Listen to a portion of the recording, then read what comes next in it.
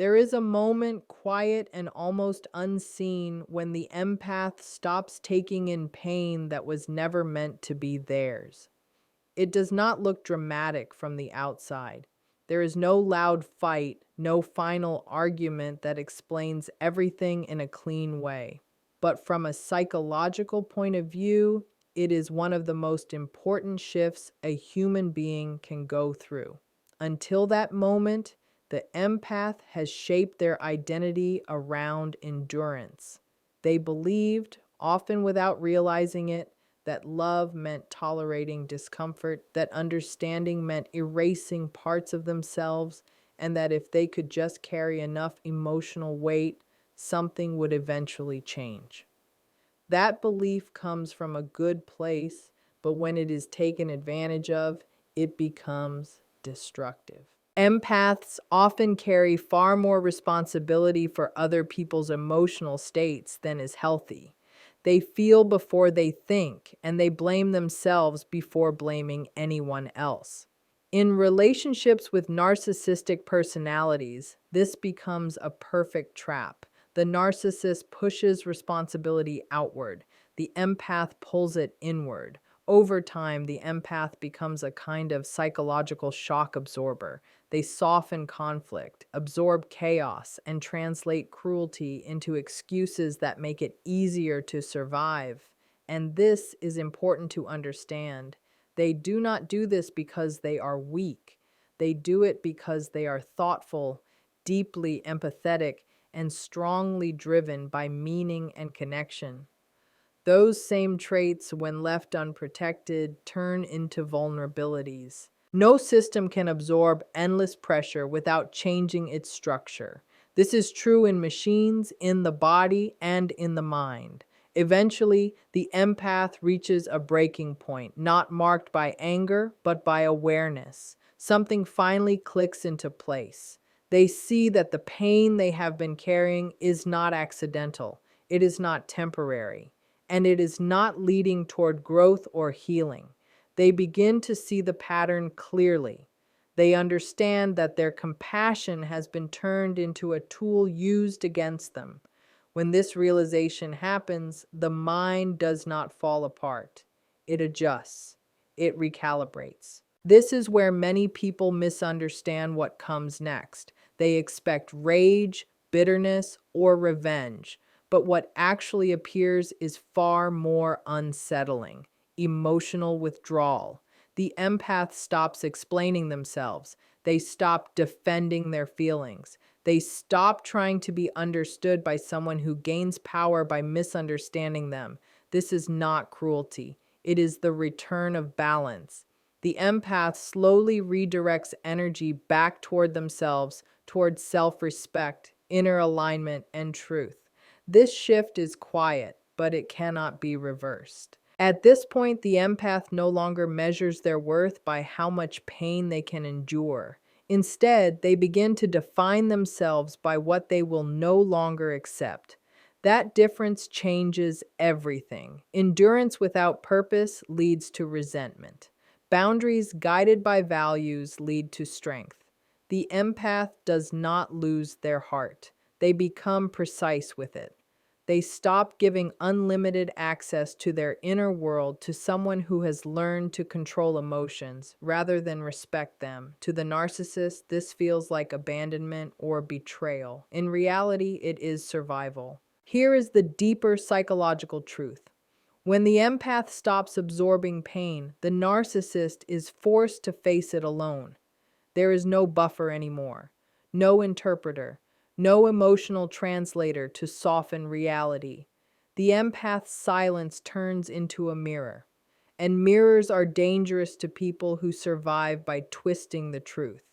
This is why the shift feels threatening, not because the empath attacks, but because they stop supporting the illusion. From a philosophical perspective, this is the moment responsibility is returned to where it belongs.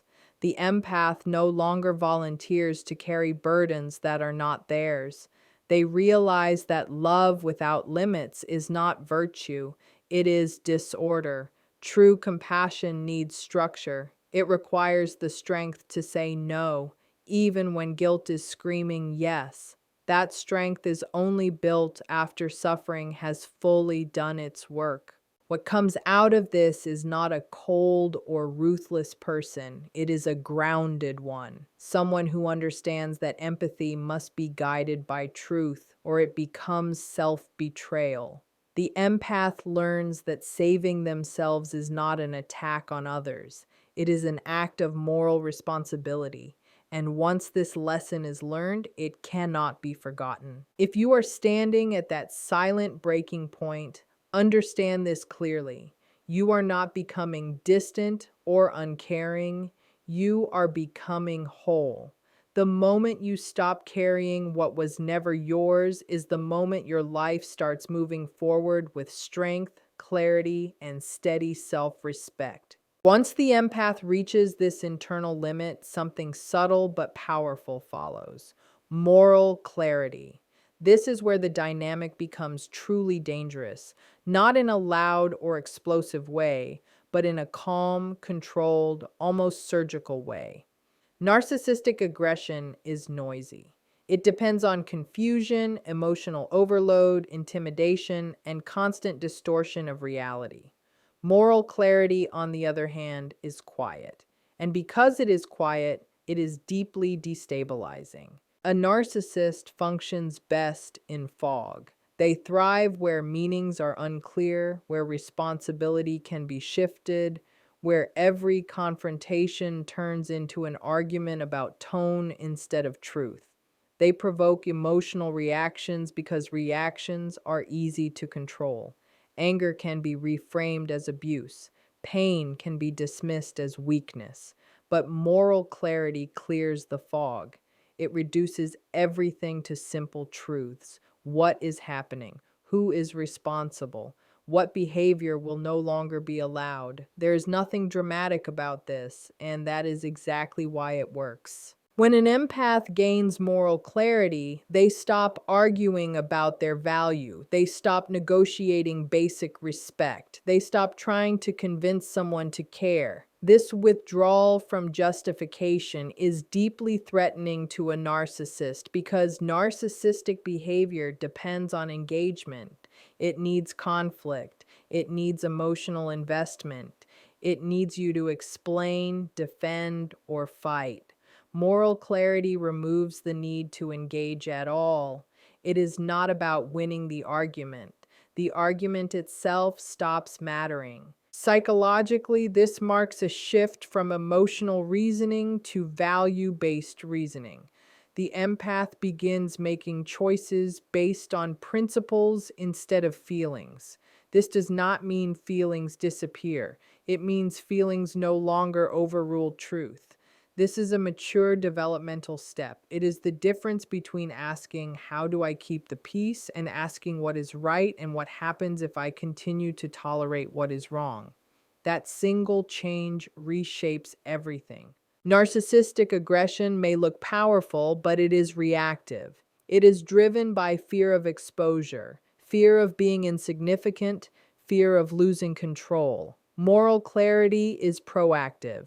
It does not seek to dominate or punish. It simply refuses to cooperate with lies. When someone refuses to play along, the entire structure starts to shake. Narcissistic power is not built on reality. It is built on performance. This is why a fed-up empath can seem ruthless. They stop softening their words to manage someone else's emotions. They stop padding truth to avoid retaliation. They speak clearly or they choose silence. To someone used to controlling the emotional atmosphere, this feels harsh, but it is simply honesty without apology. There is an important philosophical layer here. Moral clarity appears when a person aligns their actions with their values, even when it costs them connection. The empath has often traded self-respect to keep relationships intact. Moral clarity reverses that order. It says no relationship is worth the slow destruction of my integrity. That is not bitterness. That is maturity. And maturity is frightening to anyone who survives by keeping others emotionally small. Once moral clarity is in place, the narcissist's usual tools stop working. Gaslighting fails because the empath trusts their own perception. Guilt fails because responsibility is correctly placed. Provocation fails because emotional reactions are no longer given as currency. The narcissist may escalate, but escalation only confirms what clarity already understands. Control was always the goal. What replaces the chaos is something plain and unremarkable: consistency. The empath's behavior becomes steady because it is guided by principles. Boundaries are held calmly. Consequences happen without drama. There is no need for threats or long explanations. This is not domination, it is self-rule, and self-rule is the one form of power narcissism cannot imitate. If this shift feels final and uncompromising, it is because it is. Moral clarity does not change with moods. It does not bargain with manipulation. It simply stands. And when you stand firmly in truth, you do not need aggression to be strong. The moment you choose clarity over chaos is the moment control loses its grip and you become unmovable. After moral clarity takes hold, the next change is even more unsettling for the narcissistic pattern: the removal of emotional supply. This is where power truly shifts, not through arguments, not through clever words, and not through revenge, but through absence. This absence is not passive. It is intentional, organized, and psychologically devastating to someone who depends on attention, reaction, and emotional control. To understand why this works, you must understand what emotional supply really is. Emotional supply is not love. It is not connection. It is the emotional energy gained from reactions. Praise, fear, anger, confusion, and pain all feed it. The narcissist does not need positive emotion. They need response. When the empath stops responding in the ways that once fueled the dynamic, the system begins to collapse. And that collapse is not loud. It is slow, quiet, and unavoidable. A narcissist does not regulate their sense of self from the inside. Their emotional balance depends almost entirely on outside input, such as admiration, fear, validation, outrage, or even pain. It does not truly matter whether the attention they receive is positive or negative. What matters is that it confirms their importance and keeps them at the center. As long as you remain emotionally responsive, you are taking part in holding their identity together. For a long time, the empath does this without realizing it, believing that engagement means care, that responding means being loving or responsible. But once the empath begins to step back, something striking starts to happen. The narcissist enters a kind of psychological freefall. The usual methods, provocation, charm, guilt, intimidation, no longer work the way they once did.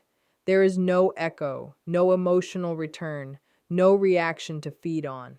And without that feedback loop, the narcissist is forced to confront the one thing they spend their life avoiding: their own internal emptiness. This is why indifference is so often misunderstood and labeled as cruelty. From the outside, it can appear cold or harsh. From the inside, it is clarity being put into action.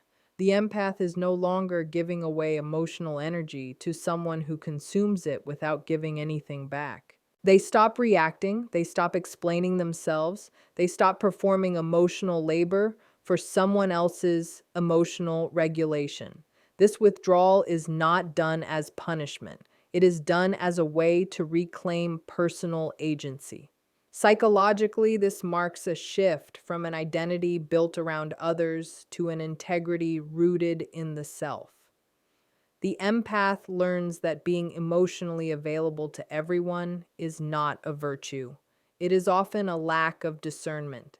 They begin to choose carefully where their energy goes and, just as importantly, where it does not go. That single choice is enough to collapse the narcissistic power structure because it reveals how dependent that structure always was. What makes this especially effective is that it cannot be debated. You can defend yourself against accusations, you can respond to insults, you can even survive blame, but you cannot negotiate with someone who simply refuses to participate. Silence, when it comes from self respect, is not avoidance. It is a boundary without loopholes. The narcissist often reacts to this withdrawal by escalating their behavior. They may show sudden remorse, dramatic vulnerability, explosive rage, or launch smear campaigns. These are not signs of strength. They are signs of withdrawal. The system is starving. That is the crucial insight. You were never weak for caring. You were powerful. And when that power is removed, the imbalance becomes impossible to ignore. There is also a deeper lesson here about power itself. Real power does not rely on domination, it rests on independence. By withdrawing emotional supply, the empath shows that their sense of self no longer depends on being seen, approved of, or understood by someone incapable of real reciprocity. That independence is unbearable to a narcissist because it cannot be controlled. At the same time, notice how the empath's inner world begins to stabilize. Energy that was once spent managing chaos becomes available for healing, growth, creativity, and repair. Anxiety begins to soften. Mental clarity increases. The nervous system slowly recalibrates. This is not random. It is what naturally happens when you stop feeding a dynamic that survives on dysregulation.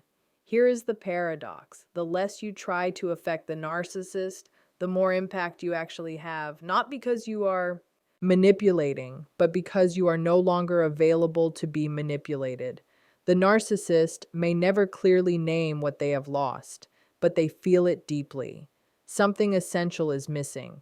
The stage is empty. The audience has gone. So if you feel tempted to explain yourself one last time, to prove a final point, to extract a shred of acknowledgement, pause for a moment. Ask yourself honestly whether engagement has ever brought you peace. Then consider this. The most decisive move you can make is not to fight harder, but to stop playing entirely. When you withdraw your emotional supply, you do not just take your power back. You expose the truth that it was yours all along. After emotional supply is withdrawn, something else begins to take shape, something far more lasting than silence or distance.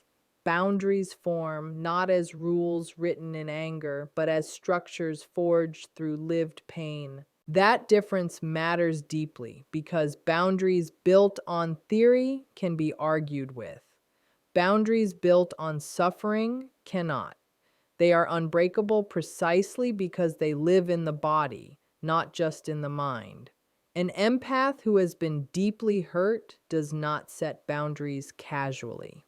They have learned, often through repeated harm, that access to them carries consequences. Every boundary now holds the memory of what happened when there was no boundary at all. This is why guilt loses its power. This is why gaslighting stops working. The nervous system itself has learned. The empath no longer has to convince themselves that something is wrong. They can feel it immediately. Earlier in life, many empaths mistake boundaries for rejection. They believe that saying no is an act of cruelty that limits our punishment, and narcissistic personalities exploit this belief relentlessly. They frame boundaries as abandonment, selfishness, or betrayal. But once an empath has been pushed beyond their psychological limit, that framing collapses. They begin to understand that boundaries are not walls designed to keep people out. They are lines that clearly define where responsibility ends. This realization marks a profound psychological shift. The empath stops asking, "How can I make this work?" and starts asking, "At what cost?" That second question is deadly to manipulation because manipulation requires access without accountability. It needs blurred lines, emotional debt, and the constant hope that things will improve if you just try harder. Boundaries erase that illusion. They turn vague suffering into clear cause and effect. Pay attention to how these boundaries are enforced. There is no rage behind them, no long lectures, no emotional bargaining. They are calm, steady, and indifferent to protest. The empath no longer explains endlessly. Explanation belonged to the old dynamic, the attempt to be understood by someone committed to misunderstanding. Now behavior speaks, consequences speak, and the absence of emotional drama is exactly what makes these boundaries so effective. To a narcissist, this feels unbearable, not because the boundaries are cruel, but because they are impersonal. Narcissists